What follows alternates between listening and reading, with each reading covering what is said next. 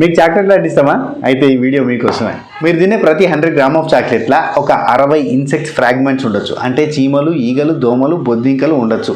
అట్నే rodents hairs ఉండొచ్చు. అంటే ఎలకల ఎంట్రుకలు కూడా ఉండొచ్చు. ఏం మాట్లాడుతున్నావురా? అట్లాంటివన్నీ ఉంటే ఎఫ్డీఏ అప్రూవ్ చేస్తుందా? యూఎస్ఎఫ్డీఏ ఎంత స్టాండర్డ్గా ఉంటుందో తెలుసా? మీ లెక్క రోడ్ సైడ్ చాక్లెట్లు తినాం, మేము పెద్ద పెద్ద ఫారెన్ చాక్లెట్లు తింటామంటారా? ఎస్, నేను చెప్పేది యూఎస్ఎఫ్డీఏ అప్రూవ్ చేసిన చాక్లెట్ స్టాండర్డ్స్ గురించే.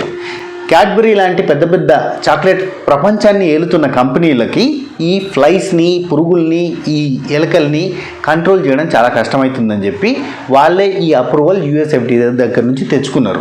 అంటే వాళ్ళు చాక్లెట్ తయారు చేసే క్రమంలో ఆ లిక్విడ్ ప్రిపరేషన్, ఆ క్రీమ్ ప్రిపరేషన్ చేసే టైంలో ఇవన్నీ అందులో పడుతున్నాయట.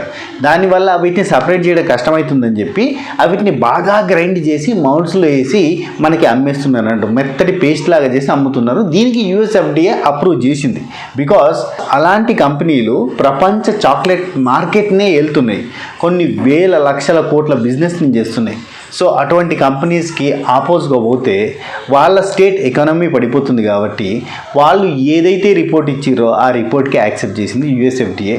యూఎస్ఎఫ్డీఏ యాక్సెప్ట్ చేసిందంటే ఇంకా దునియాలో ఉన్న ప్రతిదీ యాక్సెప్ట్ చేయాల్సిందే. చేసింది, అదే కంటిన్యూ అవుతుంది.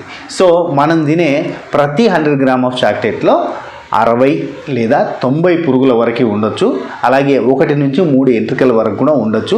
దానికి యూఎస్ఎఫ్డీఏ అప్రూవ్ చేసింది. ఈ కాడికెళ్ళి మేము చాక్లెట్ తినమంటారా? నేను నమ్మను. ఈ వీడియో ఎఫెక్ట్ ఇంకో 2-3 రోజులే ఉంటుంది.